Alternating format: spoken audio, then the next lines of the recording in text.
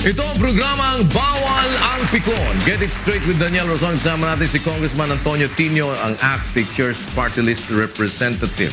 As I was asking po, itong ating pinag-uusapan, paano ho yung malalaman na hindi ko, paano ko magkakaroon ng security na sa pagpasok ko sa inyo, hindi naman ako malalagay sa alanganin.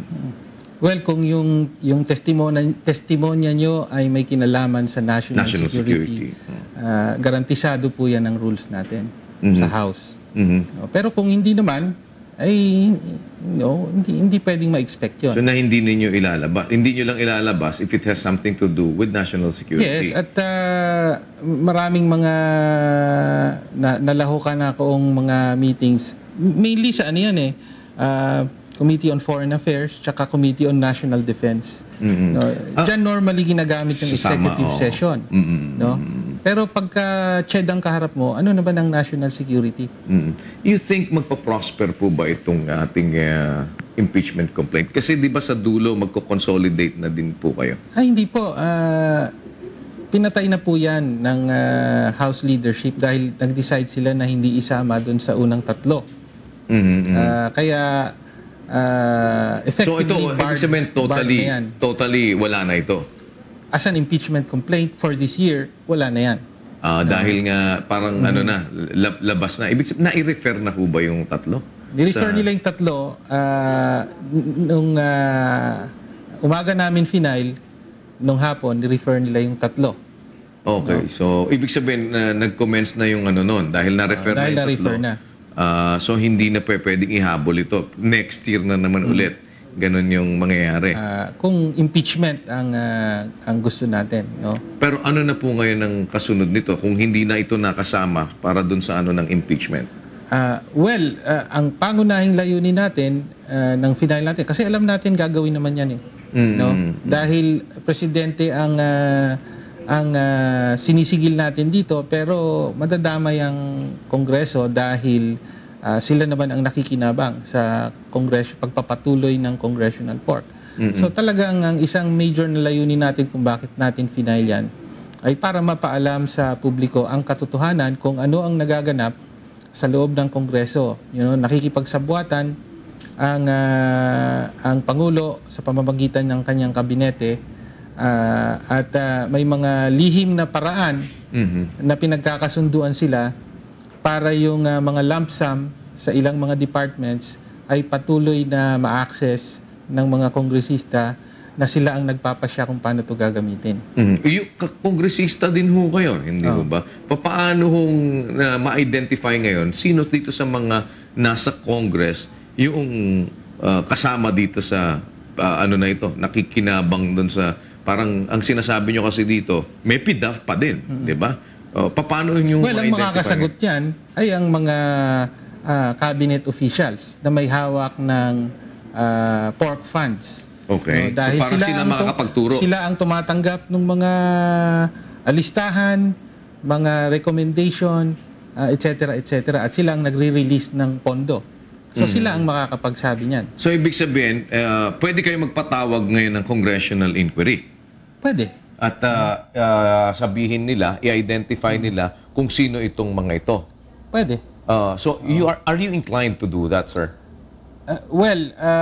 Not really. Kasi palagay ko, hindi susulong yan. Dahil ang hinihingi natin dito, imbestigahan ng mga kongresista ang kanilang sarili. Ang kapwa-kongresista. So, kaya mas ang inclinasyon natin ngayon na sinarhan tayo ng pinto sa impeachment, binasura ang ating complaint, ay pumunta either sa Ombudsman or sa Supreme Court. No? Na ang irereklamo din ninyo, kapwa ninyo kongresista na, lalabas ganun? Well, hindi. Ang pangunahing nirereklamo natin ay ang administrasyon, ang Malacanang. No? Dahil sa batas, ang pondo ay dapat nasa control nila. Nasa department nila no? At wala nang batas ng PDAF. Sa batas ng PDAF noon, legal na yung congressman ang magpasya kung paano gagamitin yung share. No? Tinanggal na yan, sabi unconstitutional. Pero nagpasya ang presidente na ipagpatuloy pa rin yung ganong kalakaran. But it takes two to tango. Yes, Ibig sabihin, meron silang katango sa Congress. exactly. Sa Congress. At pero sa tango rin, merong nangunguna at merong pangalawa. Parang kapartner. Yes. So, yung kapartner ba, siyempre, yung kapartner dapat tamaan din. Katamaan din yan. Paano hong tatamaan ngayon yung kapartner? Well, ang isa dito, kung halimbawa Supreme Court yan, inevitably, ang isang duduluhin yan ay ipa-TRO yung mga pondo. No? So, ang tama doon, kung may mga programa na ipinatutupad, matitigil ito. So, ano pong mga identified mismo na agencies na merong ganito? Department of Labor and Employment, CHED, TESDA, DSWD at saka DOH.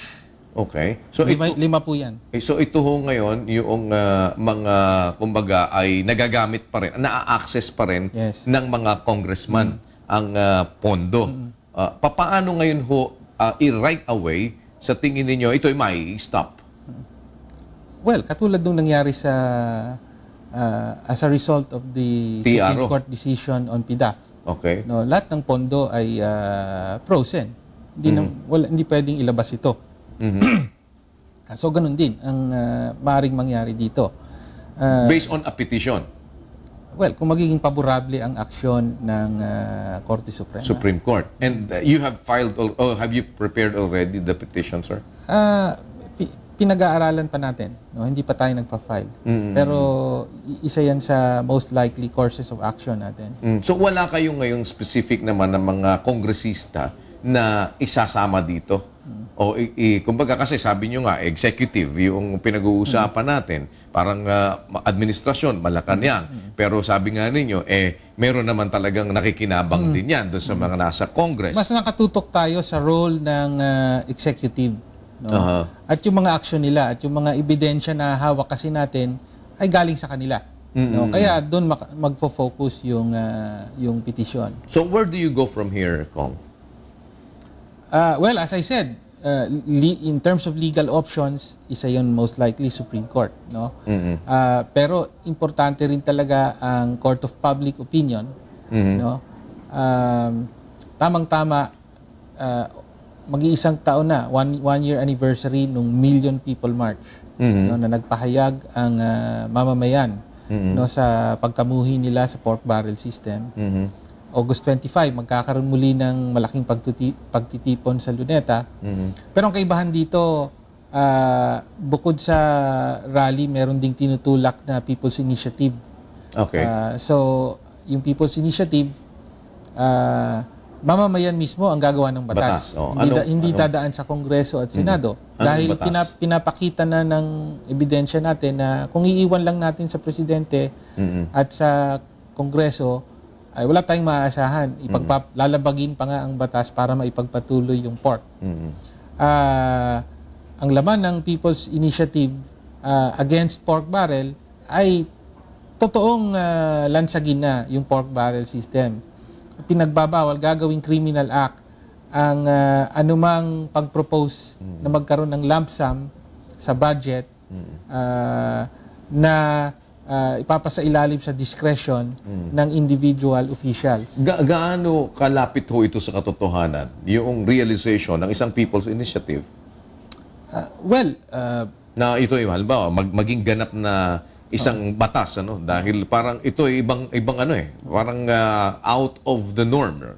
Nakadepende yan sa mamamayan mismo. No? At sa palagay ko naman, napakalaganap na ng galit ng taong bayan sa sistema ng pork. Kaya,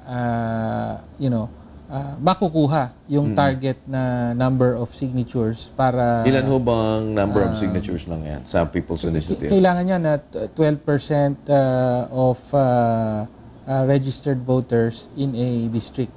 No? Per congressional district. Okay. So, roughly mga 5 million signatures ang kinakailangan dito. Pero depende pa rin yan sa iba-ibang mga lugar kasi merong mas maraming distrito na bilang ng ano. Doon nagbavary ngayon sa percentage. Sa dami ng tao. Pareho lang yung percentage. Pero yung sa dami dami ang ng tao. mag-iiba. Sa dami. So, ngayon ho, plano nyo ba i-showcase itong inyong recording na nakuha? Ito ba iikot ninyo at ipaparinig ninyo? Nakapost na yan sa internet. Pinamahagi ito sa media at sa sino mang interesado. It's readily available. So, yes, of course, kinakailangang malaman ng publiko ang katotohanan. At maririnig natin sa mga recordings na ito yung katotohanan kung paanong niloloko ng administrasyong ito sa kabila ng daang matuwid, ng palagit-laging pagbanggit ng transparency and accountability. Ang totoo ay palihim na nilalabag ang batas. Sinasabi ni Presidente, abolish na raw ang PDAF, pero ang totoo pala ay pinagpapatuloy ito ng kanyang administrasyon. No? So, yan ang katotohanan. Kailangang malaman ito ng mamamayan. Kailangan kumilos. No? So, ang isang venue na nga, yung mass mobilization, August 25, sa konkreto, meron yan, Luneta. Tapos meron pang People's Initiative. So anong ina-expect natin sa 25? Anong bilang ng mga tao ang inyong tinitingnan dito? Katulad nung last year, no? As many as people as possible ang hinihikayat natin dito. No? Gusto nating magbigay ng venue. Magbigay ng venue para sa mga mamamayan na galit na talaga sa issue ng pork. Ano po ang reaksyon naman ninyo dun sa mga pahayag naman ni Congressman Batucabe na nagsasabi na hindi dapat naman mangyari at mapabayaan yung kagaya ng ginawa ninyo po na tungkol sa inyong parang... Handa tayo at inaabangan na nga natin yung sinabi nilang ifa-file na ethics complaint laban sa akin. Nung nag-decide akong mag-file ng impeachment complaint at isinama ko bilang ebidensya yung mga recordings na ito, alam ko na isang likely consequence ang pag-file ng ethics complaint. No? At tinanggap natin yan. No? Kung i-expel ako ng Kongreso, so be it. No? Ang tingin ko, mas magiging tapat ako sa aking tungkulin bilang kinatawan ng mamamayan ay ipaalam sa kanila, no, ang tunay na nangyayari sa loob ng Kongreso, kung ano ang ginagawa sa public funds, no, sa pondo ng taong bayan. No? At sabi ko nga, I will welcome such a complaint as an opportunity to put the whole Congress on trial before the court of public opinion. No? So, ano ba ang gusto nating mangyari dito? Gamitin ang rules para sikilin ang paglabas ng katotohanan o ang malaman ng publiko na nilalabag pala ng administrasyong ito, no, sa buwatan sa pagitan ng presidente at ng Kongreso, nilalabag ang konstitusyon, ang batas, ang desisyon ng Korte Suprema. So you're ready to leave Congress already? Yes, at any time. Pero paano ho maapektuhan sa tingin ninyo nito yung mismong kabuuan ng inyong party list? Maraming papalit sa amin, no, sa hanay ng ating party list. Tiwala kami sa suporta ng mga teachers. No, at so hindi naman kayo nangangamba na yung mismong party list ninyo ang pagdiskitahan at matanggal? Kung mangyayari yan. Pero nakakaramdam ba kayo ng posibilidad na gearing towards that kind of move? We never know, no? Pero we're prepared for all possibilities. No? Pero tiwala kami na magpapatuloy ang suporta ng mga teachers, yung pangunahing sektor natin, at ng mamamayan, no, sa issue na ito. Ngayon ho na napatay na itong at meron namang sumusulong din na complaint, impeachment complaint. Honestly, sa inyo pong assessment, ang impeachment complaint ba laban sa Pangulo ngayon, dun sa mga inihain na, sa tingin ba ninyo ito ba ay merong bahid man lang ng pagtatagumpay? Endorser ako sa isa sa tatlong complaints, yung sa EDCA, no? At tingin ko matibay ang batayan ng mga nakasalang na impeachment complaints. But at the end of the day, numbers game pa rin po. Oo. Well, ganyan naman, mula pa nung panahon ni Gloria Arroyo, yan palagi ang mantra no, ng mga tagapagtanggol ng Pangulo. We have the numbers, we have the numbers. Pero we have public opinion on our side. Yun naman ang posisyon natin. So may pag-asa kayo na even if mas marami ang numbers nila, later on, lumipat yung ibang numero para sumulong pa rin itong impeachment complaint? Yes, no. Halimbawa, sino sa atin ang nag-akala na mababasura yung madedeklarang unconstitutional ang PDAF? No? Pero nangyari ito. And bakit bumaliktad ang Korte Suprema? In the past, 3 beses niya nang sinabi na constitutional ang PDAF. Pero nung September last year, sinabi nila unconstitutional. Public opinion po ang pangunahing factor dito. No? So yan din ang inaasahan natin sa impeachment. So ito na ngayon ang pupuntahan ninyo ngayon. Talagang ilatag ito sa Court of Public Opinion. Definitely. Dahil in the end, publiko po ang mapagpasya. Welcome, sir, at salamat po sa inyo rin pagparito at good luck sa mga hinaharap ng ating mga impeachment complaints. Salamat. Thank you for being with us. ACT Teachers Party List Representative Congressman Antonio Tinio. Dito lamang po sa programang Bawal ang Pikon. Get it straight with Daniel Razon.